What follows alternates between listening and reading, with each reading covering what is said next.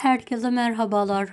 Kanalıma hoş geldiniz. Bugün farklı bir video ile geldim. Menekşe budaması. Daha önce hiçbir kanalda görmediğiniz budama şekli ile açmayan menekşelerimizi açtıracağız. Tek yapmamız gereken menekşelerimizin orta yapraklarını koparmak. İlk 2 veya 3 yaprağını kopartarak verimlerini arttırmak. Bu sayede açmayan menekşelerimiz açacak.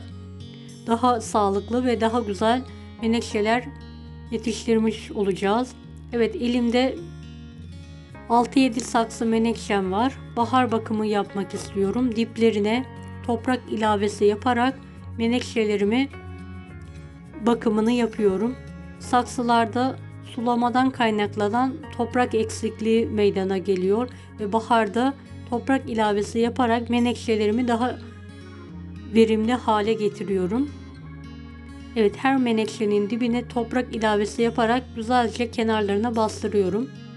Bu sayede yapraklarım daha yukarı kalkarak sağlıklı bir şekilde yetişmiş oluyor. Evet, ben toprak ilavesi yaparak menekşelerimi bakımlarını yapıyorum gördüğünüz gibi.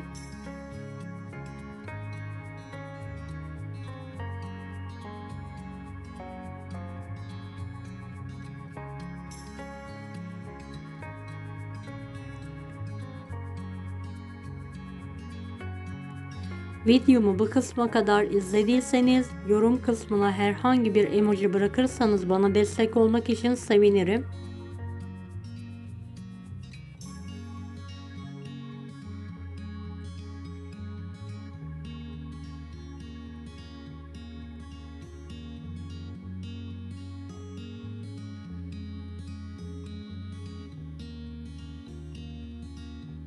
Evet, diğer menekşemde 2 kök var.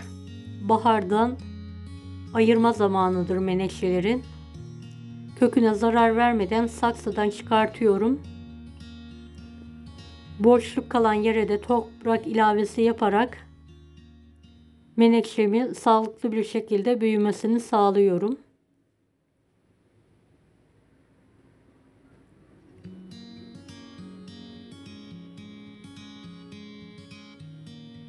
Yanından çıkardığım küçük menekşeyi de uygun saksı boyutuna alarak toprak ilavesi yaparak dikimini sağlıyorum.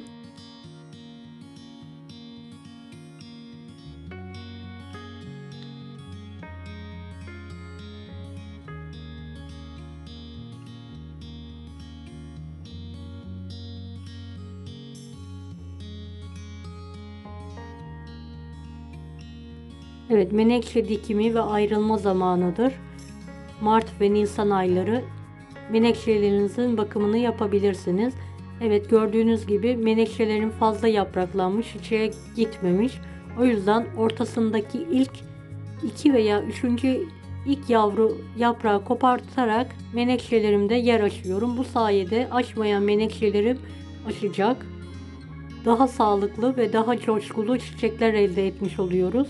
Bu yöntemi güvenle uygulayabilirsiniz. Yıllardan beri uygularım ben. Evet, menekşe yapraklarını kopartarak saksıda yer açıyorum. Gördüğünüz gibi. İlk 2 veya 3. yapraklarını kopartıyorum.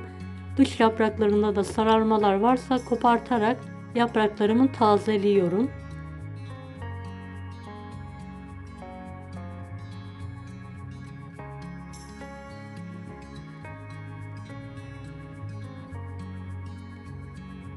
Evet, bu menekşenin yaprakları sararmıştı. Kopartarak menekşemi tazeliyorum ve saksıda yer açmış oluyorum. Bu sayede daha sağlıklı menekşeler elde etmiş oluyoruz. Hiç korkmadan koparabilirsiniz. Daha sağlıklı menekşeler elde etmek için sararmış yaprakları mutlaka koparalım.